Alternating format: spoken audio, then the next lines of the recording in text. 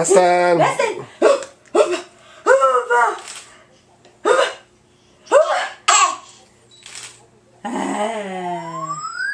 Dustin. Oh. Dustin. Dustin. Dustin. Nó không biết cái tiếng gì.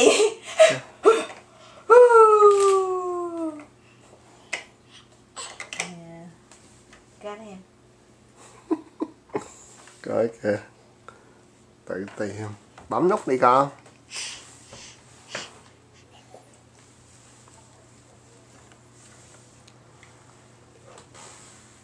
Trời ơi, nó ngồi trên hay quá ha, không có té xuống. Trời ơi, ta còn đứng được nữa hả? Đứng được nữa mà, sao té nữa? Nè, quay anh đẩy nó đi. Đẹp quá, mấy tấm hình này đẹp quá. Nè, cầm đi. Coi kìa, coi bẻ cái steering wheel kìa.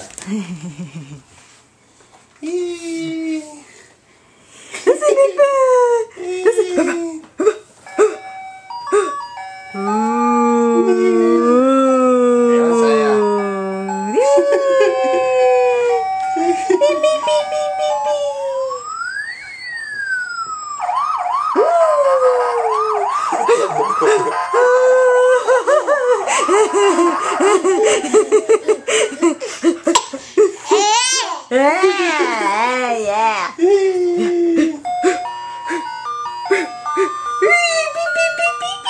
Có quay thấy chiếc xe luôn không? Dạ, thấy chứ.